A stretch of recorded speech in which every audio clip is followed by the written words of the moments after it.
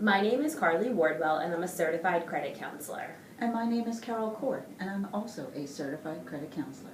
And welcome to Debt Counseling Corporation's Financial Fitness Fast Facts, where we're going to teach you how to teach your teens to be financially responsible. First and foremost, as we go through this episode, recognize that your teens and your kids learn their money management behaviors from you. So if you are a big spender and you buy impulsively and don't set limits to your spending, they're typically going to mirror that behavior.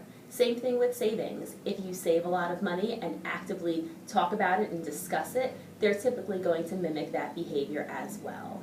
You do want to provide your kids some guidance and make sure that when they do have money coming in, either by allowance or by holidays or by birthdays, that they do spend somewhat responsibly, but it is their money to spend, and at this point in their life, they are able to make some decisions about how they spend. And I think it's important that you advise them and guide them about how to make decisions, but don't tell them how to spend their own money. Otherwise, they're going to rebel, and they're going to do whatever they want and not really learn the behaviors that you're trying to instill in them. Right. Recently, my son received some money for his birthday. He wanted to buy this very big item that was expensive, and I said to him, listen, you need to understand that once you spend all your money on that one item, that is all you have. And he actually sat back and thought, wow, if I do, I could actually spend and buy a lot of smaller items and actually get more of a benefit for it. So it was a really good, just the guidance gave him enough to understand what he should do and still let him make that decision on his own. Yeah, and you gave him guidance because you allowed him to take a step back and really be thoughtful about how he was spending his money. And even if you don't agree with how they're spending their money or the decisions that they make, you don't want to criticize them for making those decisions. Kids and teens are going to learn best by making mistakes, not having money, being short on cash, and they're going to learn by their successes. Okay, this worked well, I want to do that again.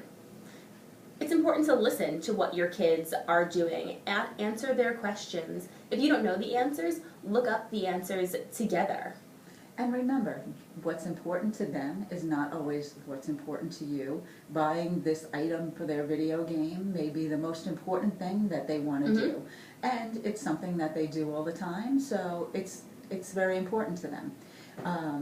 You may not agree, but that is where they want to spend their money. Allow them to do what they want to do, and that's, things that you buy may not be important to them either, so it vice versa. I think what's important is most kids or most teens don't think that they make real money, and they don't recognize how it is that they make money.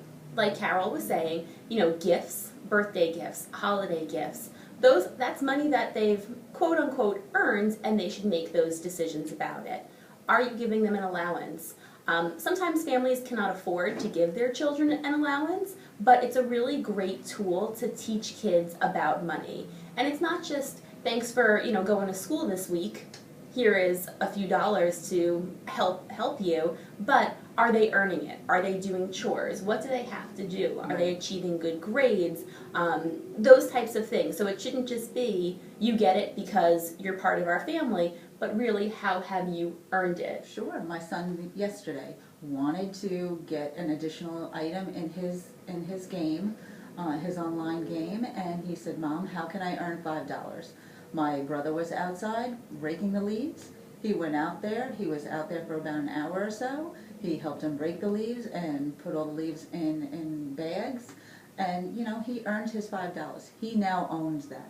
So now that he bought that piece of that video game, it was something that he felt was his because he was able to earn the money and he was able to spend the money on something he really wanted. Yeah, absolutely. And don't discount, many teens are going out and getting jobs. Typically they're minimum wage, but it's also teaching them responsibility. I have to get to work on time, this is how much money I've earned, and sometimes they're like, wow, I worked this many hours and this is all that I got paid, and that's a good lesson. I want to go to college, I want to make sure I can make more money going forward because I want certain things. Right. I think it's important to have a discussion with your teens about wants versus needs. What is it that I want? most teens, they want to hang out with their friends. They want to go to the movies and eat fast food, and that's the money that they choose to spend on that. But also ask them to step back and say, what is it that you want in 2 years? Are you going to college? Are you saving for a car? Are you going to need a new computer? You know, what is it that, what are those things? How much do they cost? And how are you going to achieve that? I think especially for teens, it's important that they maybe have a bank account where they say, okay, I make this amount of money a week. Maybe they make $50 a week by working. I'm going to put half of that money in my bank account, and I'm going to put half of that money to allow me to spend. Really set limits and make sure things are specific. So if they're not specific, people have a way of going and doing whatever they want and kind of spending, you know, maybe not the ways they want to be spending. And also know about recurring expenses. My son wanted a cell phone, and I said, okay, well, we'll get you a cell phone for your birthday, but now you have a recurring charge every month. So that has to be understood, that each month he will need to contribute to his phone. If he goes over in his minutes or over in his data charges, he needs to be responsible enough to make sure that he has enough money to pay that bill first.